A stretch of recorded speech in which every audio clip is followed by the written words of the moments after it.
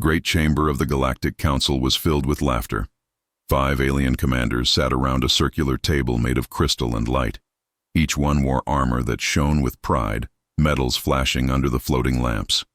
They were the rulers of their fleets, veterans of hundreds of battles, and all of them shared one belief: humans were weak. Admiral Zarok of the Zenth Republic slammed his clawed hand on the table, his sharp teeth gleaming. "Humans?" he said, his voice full of amusement. "Those creatures still use metal ships and chemical thrusters. They belong in a museum." Another alien, tall and thin, from the Varn Dominion, leaned back and added, "Their entire fleet is smaller than one of our battle groups." The others roared with laughter, the sound echoing through the chamber like thunder.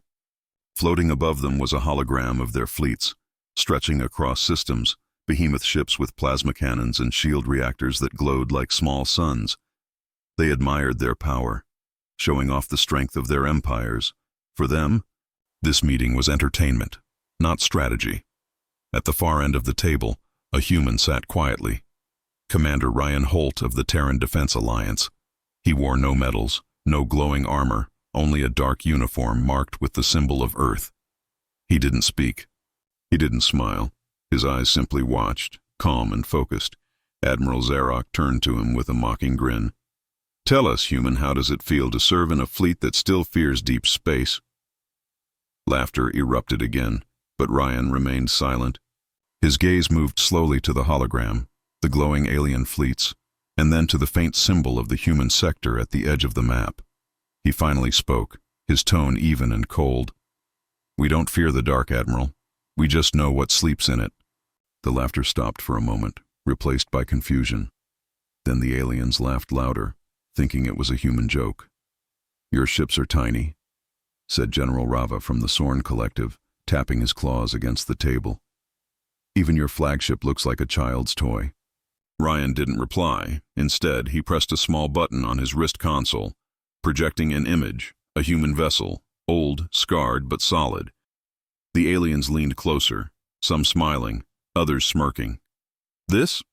Zarok laughed. "This is the best you can show us? A flying piece of junk?" Ryan's face remained unreadable, his voice low but steady. "That ship," he said, "survived the siege of Titan, the only one that came back." The room went silent for a moment.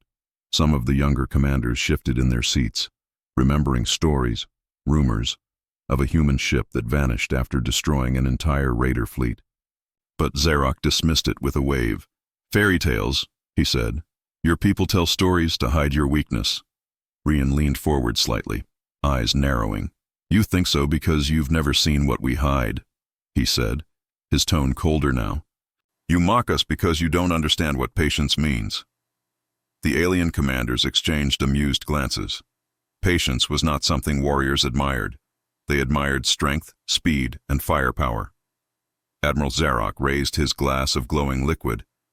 "Then let us make a deal, human," he said, his tone sharp with arrogance. "Bring your best warship to the Orion Rift in 2 cycles. We will bring ours, and we shall see who has the right to laugh." The other commanders cheered in agreement. They thought it would be a show, a game, a chance to prove once and for all that humanity was nothing more than a primitive species pretending to be warriors. Ryan stood, his shadow stretching across the table. The room grew quiet again, as if something unseen had changed in the air. He looked at each commander one by one, his voice calm but heavy with meaning. "You will regret that invitation," he said softly, "because when we come, you won't be laughing." Without another word, he walked out of the chamber. The doors closed behind him with a hiss, leaving the aliens to their laughter once more. But for a brief moment, none of them noticed how the lights flickered when he left, or how the Council's main AI recorded a classified Terran signal transmitted the moment he stepped outside. The message was short. "Authorization Holt 7A. It read, "Awaken Project Erebus. Far away, at the edge of the Milky Way, deep beneath the frozen surface of a forgotten moon, a single light came to life inside a buried hangar. Metal plates shifted. Ancient systems began to hum, and something vast and dark slowly stirred in the shadows. Its hull bore one simple word: Erebus, And for the first time in centuries, humanity's real warship opened its eyes. The storm had not yet begun, but the silence before it had ended.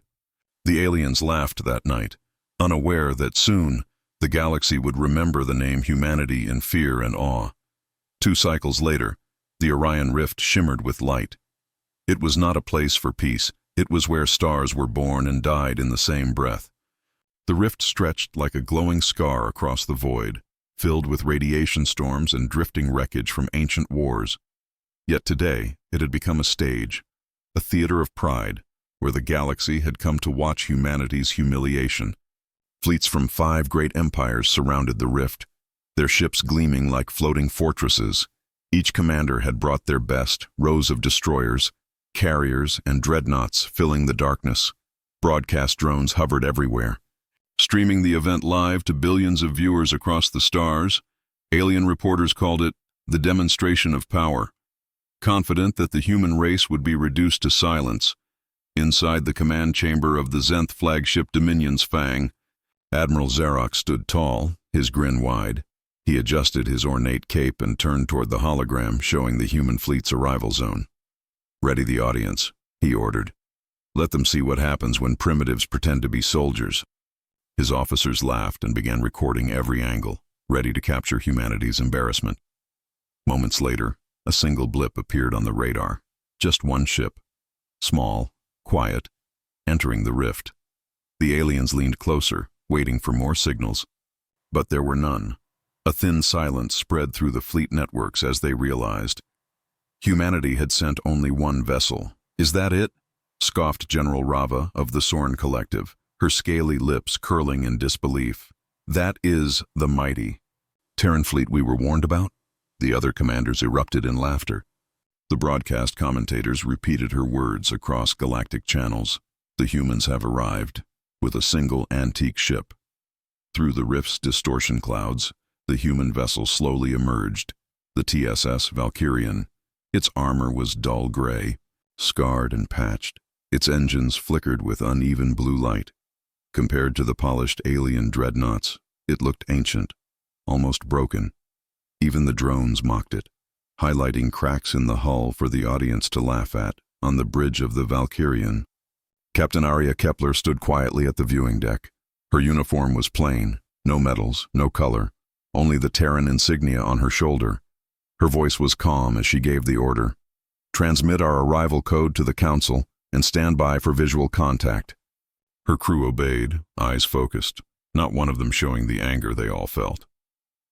Across the rift, Admiral Xerox's image appeared on her main screen. "Well, Captain," he said with a grin, "I hope this little ship of yours is ready to learn how real fleets fight." Arya simply smiled.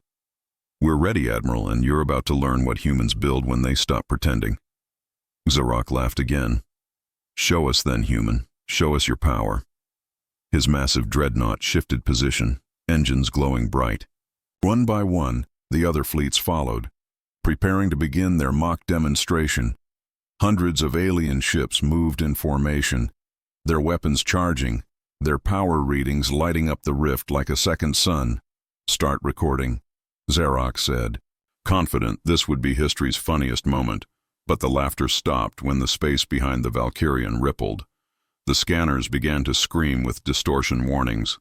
A tremor ran through every ship's sensors. "What is that energy reading?" Rava shouted, her voice breaking the silence. "Impossible! It's off the scale!" Behind the small Terran ship, space itself seemed to bend. The stars stretched and twisted as if something enormous was awakening beyond them. The light from the rift dimmed, shadows spreading across the fleets, and then silence, deep and complete, as if the universe was holding its breath. On the Valkyrian's bridge, Captain Arya whispered a single command. "Authorization Holt 7A, engage cloak reversal." Far away, Commander Ryan Holt stood in a hidden Terran control center, his face lit by the glow of the transmission. "Confirmed," he said quietly. "Project Erebus, online." Every alien radar burst into static, every screen flickered with errors. Then a dark shape began to rise from behind the Valkyrian. It was not small, it was not fragile, it was not old, it was enormous. black metal glinting faintly with ancient scars. A ship so vast that even the rift's storms bent around it. Its name burned faintly on its hull, Erebus. The laughter in the alien fleets vanished completely, replaced by whispers and fear. Admiral Zarok's claws trembled as he stared at the impossible readings. "That can't be real," he muttered. "That ship's power output, it matches a star." No one answered him, because no one could believe what they were seeing. The Erebus remained motionless, its surface covered in strange, shifting light. Old Terran technology, unknown and unreadable. Pulsed through the void, Captain Arya turned to her crew. "Begin transmission to all fleets." Her voice carried across the galaxy as the Terran emblem appeared on every screen. "Humanity does not mock, we remember," she said, her words calm and sharp as steel. "This is not a threat, it's a reminder." The Erebus's engines came alive. Silent but terrifying, waves of energy rolled across the rift, shaking even the largest alien dreadnoughts. The other fleets scrambled to maintain position, shields flaring under invisible pressure. Admiral Zarok shouted for sensor lockdowns, but nothing worked. The Erebus simply existed, and the galaxy trembled. In the control center, Ryan Holt smiled faintly as he watched the chaos. He whispered to himself, "Let them see the real warship." And somewhere deep within the Erebus, a light ignited, its core reactor, awakening for the first time in centuries. The mockery was over, the challenge had been accepted, and the galaxy would soon learn what it meant to laugh at humanity. The void was silent. Even the cosmic winds of the Orion Rift seemed to stop. For the first time in living memory, the 5 alien fleets, all proud, all powerful, stared at one ship. Not a fleet, not an armada, just one, and it made the stars themselves look small. The Terran Dreadnought Erebus floated like a shadow made of metal and memory. Its surface was black as night, but faint blue veins of energy pulsed under its armor like living light. Each pulse echoed through the rift, making scanners stutter and sensors die. Alien officers shouted over failing systems, unable to comprehend what they were seeing. On the bridge of the Dominion's Fang, Admiral Zarok tried to maintain his grin. "It's just a trick," he growled. "An illusion. A human projection." But when the Erebus's shadow crossed over his dreadnought, the light dimmed inside his own ship. Even his heartbeat seemed to slow. The ship's AI stammered out readings that made no sense. Mass impossible. Energy signatures unmatched. It was not an illusion. It was a monster of steel inside the Erebus. The hum of awakening systems filled the ancient halls. Massive turbines spun for the first time in centuries. Rows of drones and human engineers watched as lights flickered to life along the corridors. "Core synchronization complete," the AI voice echoed, cold but calm. "All systems nominal." Captain Arya Kepler stood before the central console, the faint light of the reactor core reflecting in her eyes. She had read about the Erebus in old archives, rumors, myths, the ship that ended the siege of Titan. Now it lived again under her command. "Status," she said quietly. Her officer replied, "Main cannon locked. Shields at full capacity, cloak systems stable." "Good," Arya whispered. "Let them see what they woke outside." The alien admirals gathered on shared hololink. General Rava hissed, "We should fire before it charges its weapons." "Are you mad?" Another shouted, "Our cannons can't even track it." "Cowards!" Zarok barked. "It's one ship against thousands. Open fire." A storm of light erupted. Hundreds of plasma bolts and ion beams shot across the rift, each one hitting the Erebus's hull, then fading like sparks against a mountain. The dreadnought didn't move, didn't even turn its guns. When the dust cleared, its hull was untouched. The only change was the slow rising glow from its front section. Captain Arya's voice echoed through every channel. "Demonstration mode 1/10 power." The Erebus began to charge, the energy flowing through conduits that shone like rivers of fire. The air itself around the ship twisted from the gravitational field. And then, one single pulse, no beam, no explosion. Just a flash of silent light. Every ship that had fired at it lost power instantly. Their engines shut down. Their reactors went dark. They floated helplessly in the void as if the universe had suddenly gone cold. The aliens panicked, shouting, trying to restart their systems. But only one sound filled their comms now, the low hum of the Erebus. Still awakening on the Council's main feed, Commander Ryan Holt stood in silence, watching it unfold. Behind him, Other Terran officers whispered in disbelief. "We actually built that?" One said. Holt nodded. "We built it when survival was all we had left." He remembered the old wars. The desperate years when humanity stood alone against extinction. They built the Erebus not as a weapon, but as a promise that humanity would never be helpless again. Back in the rift, the alien admirals finally saw the ship move. Slowly, gracefully, like a mountain drifting through clouds. Its engines ignited without sound, leaving behind trails of blue-white energy that cut through space like blades. Its front cannon rotated, locking onto a nearby asteroid the size of a city. "Observe," Arya said calmly. A flash followed, and the asteroid vanished. No explosion. Just vapor and silence. General Rava gasped. It erased it.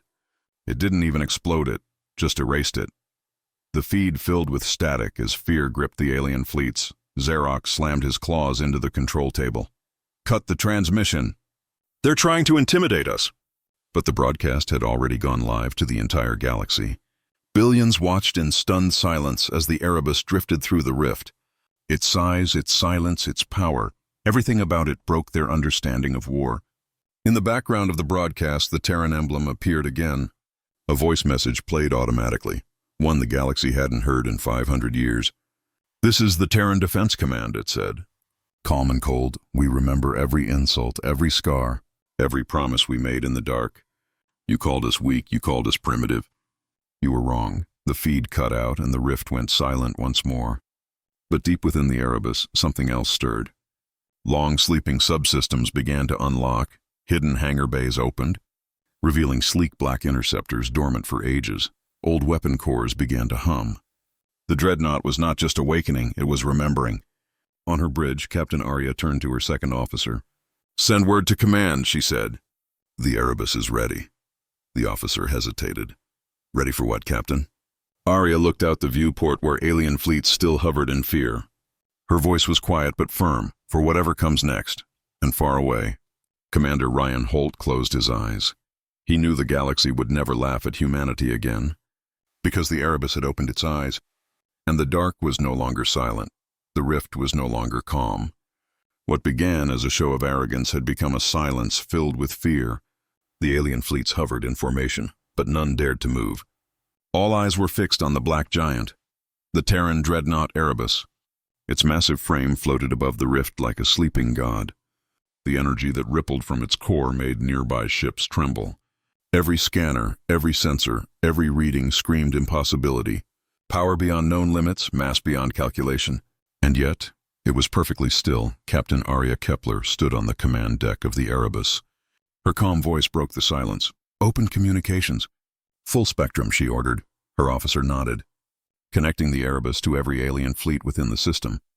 The Terran emblem appeared on their screens, and Arya's voice echoed across the galaxy. "This is a demonstration, not a threat," she said. "Observe carefully." Admiral Xerox laughed nervously through the channel. "You expect us to be afraid of an old Terran myth?" He sneered. "Prove your worth, Captain." "If you dare." Arya's lips curved into a faint smile. "As you wish," she replied. "Target, Dead Moon, Sector 9. Distance 1 light second." The crew responded instantly. "Main cannon charge, 1/10 power." Energy began to gather along the spine of the ship. The hull glowed faintly, deep blue light running through every line and groove. The void trembled as the Erebus awakened further. From a distance, the alien fleets watched in awe. Some turned their sensors to maximum, others recorded every frame. Even those who mocked humanity moments ago were now silent. The Erebus's reactor pulsed once, twice, then released a single beam of light. No sound, no explosion. Only a flash that crossed the rift in an instant. The dead moon vanished, not shattered, not broken, erased. Its orbit turned into a halo of glowing dust, fading like smoke. Every ship's viewfinder dimmed from the blast light. For several seconds there was nothing but silence. Then came the shock wave, even from a light second away. It hit the alien fleets like a physical force. Shields flickered, hulls groaned. Crews were thrown from their chairs as instruments overloaded. The broadcast drones struggled to stabilize their feed. And then, the voice of Captain Arya returned. Calm and measured, that was 1/10 power, she said. "You may begin your analysis." Panic spread through the alien command channels. Impossible, cried one admiral. That energy level, no known core can sustain it, another shouted. Their technology defies physics. Xerox stared at the shattered moon debris on his screen, his pride dissolving. He turned to his officers, whispering, "What have we done?" Before anyone could respond, alarms flared across every fleet. Unidentified signatures, hundreds of them, were appearing from hyperspace. "Enemy fleet detected," shouted General Rava. "They're Krell raiders." The rift's edges lit up with crimson light as the new arrivals emerged. Sleek, spiked ships filled the darkness, moving like predators drawn to blood. Admiral Xerox's voice cracked. "Why are they here?" "This was supposed to be a demonstration." Arya's reply was calm. "You fired weapons in the rift, Admiral, and they saw the energy surge. The Krell don't care who you are. They come for power." The alien fleet scrambled to form battle lines. But the Krell ships moved faster, surrounding the area in minutes. Explosions began to flash on the outer edges. Smaller ships burned instantly under plasma fire. Rava shouted across the comms, "Terran ship, assist us!" "You brought them here." Arya stood in silence for a long moment. Then she gave a single nod to her crew. "Target enemy flagship." "Full power, show them." The Erebus turned, its massive structure aligning toward the incoming Krell fleet. The stars behind it disappeared under its shadow. Power surged through the Dreadnought like a heartbeat. Every cannon, every system, every weapon came online, and for the first time, the galaxy saw what humanity's warship was truly made for. The Erebus fired. A beam of pure light ripped through the void. The Krell flagship disintegrated before it could even maneuver. Every ship behind it vanished in the blast wave. It was not war, it was cleansing. In a few seconds, the entire Krell armada was gone. Only dust and silence remained. The alien admirals stared at their screens. Unable to speak, some trembled, some lowered their heads. The laughter that once filled the council chamber was gone forever. Arya spoke again. "This is what humanity builds when survival demands it," she said. "We did not come to impress you. We came to remind you." The Erebus drifted forward slowly, its engines silent, its power unmatched. As it passed the broken remains of the Krell fleet, the alien commanders felt something strange, respect and fear. For the first time, they understood why humans had never asked for help. They had never needed it. On the council broadcast, Commander Rienholt's voice replaced Arya's. 5 empires mocked humanity's fleet, he said. They just saw the real warship.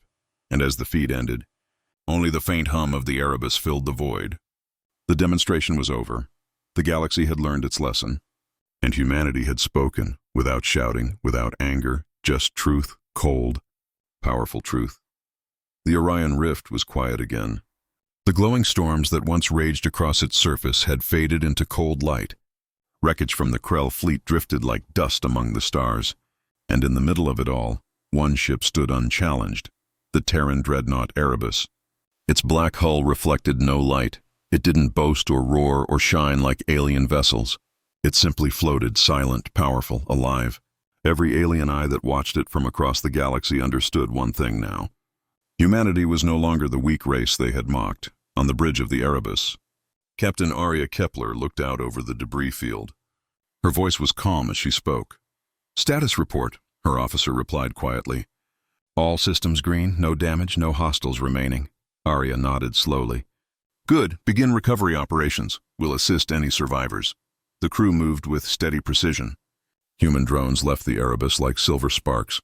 Searching the wreckage, they weren't scavengers. They were rescuers, even after the mockery, after the arrogance. Humanity still offered help across the rift. Admiral Xerox's ship hung in silence, his face pale, his arrogance gone. He had witnessed the impossible. His once proud fleet was powerless. His words meaningless, he opened a channel to the Erebus. "Captain Kepler," he said slowly, "your demonstration was clear. Humanity's power is beyond question." Arya turned toward the screen, her expression unreadable. "It was never about power, Admiral," she said. "It was about respect." Xerox looked away, his voice quiet. "You could have destroyed us all." Arya nodded once. "Yes, we could have," she said. "But humanity doesn't destroy for pride.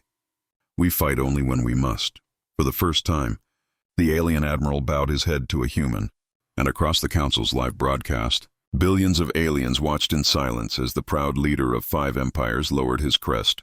Commander Ryan Holt appeared on the central feed, standing inside the Terran Command Citadel behind him. Holographic displays showed the Erebus hovering peacefully over the rift. He looked straight into the camera and spoke slowly. "For centuries you laughed at us, called us relics, called us savages with metal ships and simple weapons." He paused, letting the silence sink in. "You forgot what built those ships. You forgot what kind of will forged a race that refused to die." The crowd of alien viewers held their breath. "Humanity doesn't seek war, but when the void turns against us, we remember how to survive." The feed zoomed in on the Erebus as he continued. "You saw one ship," he said, "but there are more, sleeping, waiting, built not for conquest, but for remembrance. To remind the galaxy that humanity endures." Then his voice dropped to a whisper. "You mocked us once, but now you know we don't need to shout to be heard." The broadcast ended, leaving a lasting echo through every empire. Alien leaders gathered in silence. Some ordered peace talks. Others erased old records of human weakness across the galaxy. The story of the Erebus spread like wildfire. And in every world that once laughed at Earth, people began to whisper the same words. "Do not provoke the Terrans." Inside the Erebus, Captain Arya stood alone on the viewing deck. The stars stretched endlessly before her, cold and beautiful. Her reflection shone faintly against the glass as she whispered, "They mocked us, but now they remember." Her second officer stepped beside her. "What will we do now, Captain?" he asked softly. She smiled faintly, her voice calm. "Now? We go home." The Erebus turned slowly, its engines lighting the darkness with pale blue light. The massive ship began to move, leaving behind a trail of shimmering energy. Behind it, the alien fleets parted to make way. Not a single ship dared to follow too closely. As the Terran Dreadnought faded into the distance, one final message appeared across the Galactic network. Recorded transmission, Project Erebus, declassified, status, operational, designation, Guardian of Earth. And so, the legend was born. 5 alien commanders had mocked humanity's fleet. They had laughed at old ships and human pride. But when they saw the real warship, they learned what fear truly meant. The galaxy would never forget the name Erebus, and the silence of the void would never again carry laughter at humanity's expense. Because in that silence, a whisper now lived. "We remember."